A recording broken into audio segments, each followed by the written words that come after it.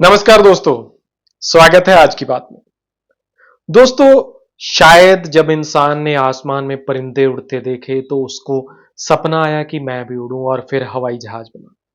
और फिर इंसान ने आसमान में सूरज को देखा, तारों को देखा रात को। तब ये एक मन में जिज्ञासा उठी कि ये पुलाड़ कैसा होगा। और उसके बाद पुलाड़ की यात्रा का एक सपना इंसान के मन में आया।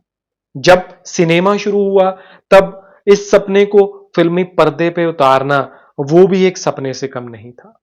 अगर मैं भारतीय टेलीविजन की बात करूं तो 1984 में भारतीय टेलीविजन में एक American TV series Star Trek प्रसारित होनी शुरू हुई थी। और दोस्तों, ये वो दौर था जब अभी तक भारत में इंग्लिश का इतना चलन नहीं था। तो स्टार ट्रेक सबकी समझ में नहीं आती थी, पर फिर भी लोग इसके विजुअल्स को देखते थे और इसकी अच्छी खासी फैन फॉलोइंग थी। इससे काफी देर के बाद 1984 के बाद 1998 में आके पहली भारतीय टीवी सीरीज आई जो पुलाड़ की यात्रा के ऊपर आधारित थी। और इस सीरीज का नाम था कैप्टन व्योम।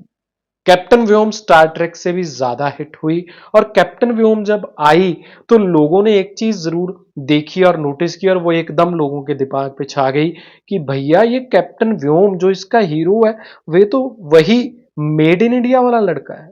जी हाँ दोस्तों, मेड इन इंडिया अलीशा चिनाए का वो यादगार गाना जिसने इंडी पॉप को नई दिशा दी।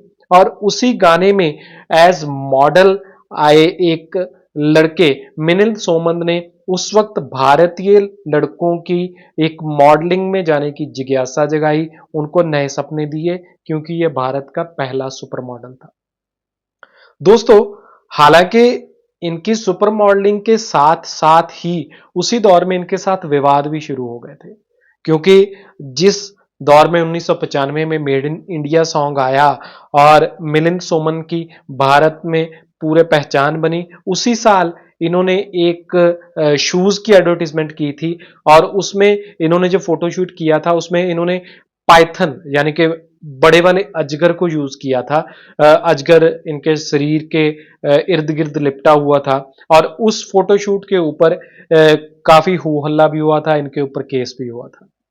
खैर, उसके बाद 16 दिसंबर से कैप्टन व्योम के बाद 16 दिसंबर से इन्होंने फिल्मों में एंट्री मारी। और फिर फिल्मों में इनका जो सफर शुरू हुआ उसमें इन्होंने काफी अच्छी फिल्में की, काफी यादगार कैरेक्टर किए, जिसमें रूल्स, प्यार का सुपरहिट, फार्मूला से शुरू हुआ हुआ सफर बहुत सी फिल्मों से जाता जाता बाजीराव मस्तानी तक पहुंचा और अभी तक भी एक्टिव है।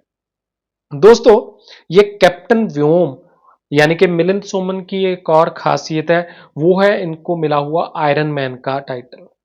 अभी आप ये मत सोचिएगा कि ये मार्वल की आयरन मैन फिल्म में किसी में टोनी स्टार्क को रिप्लेस करने वाले हैं, ऐसा कुछ नहीं है। ये आयरन मैन का टाइटल इनको मिला है इनकी फिटनेस की वजह से, क्योंकि इन्होंने 2015 में ट्राई एथलन में सक्सेसफुली कंपीट किया था और उसको सक्सेसफुली कंप्लीट किया था। अभी ये ट्राई एथलन के बारे में आपको थोड़ा सा बताता हूं। ये एक बहुत हार्ड मुकाबला होता है जिसमें आपकी शारीरिक क्षमता बिल्कुल आपके लिमिट्स पुश करने तक खींचा जाता है, क्योंकि इसमें तकरीबन 120 किलोमीटर की साइकिलिंग, तकरीबन 3.25 किलोमीटर की स्विमिंग, और उसके बाद एक पूरी मैराथन जितनी यानी कि 42.24 किलोमीटर की रनिंग होती है। और ये काफी अच्छे से काफी सफलतापूर्वक इन्होंने पूरी की थी, तब इनको टाइटल मिला आयरन मैन का।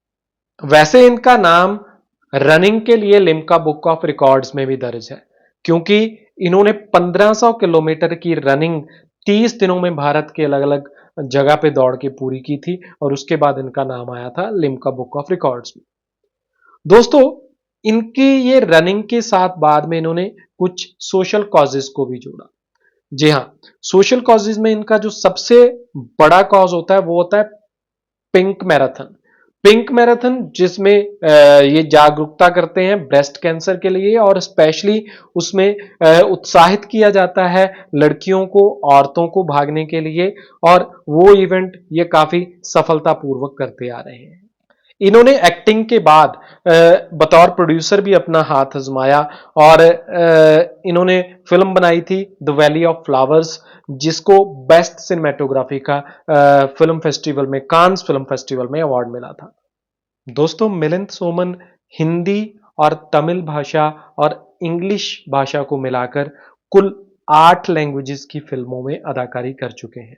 इसके अलावा ये एक नेशनल लेवल के स्विमर भी हैं जिन्होंने काफी मेडल जीते हैं।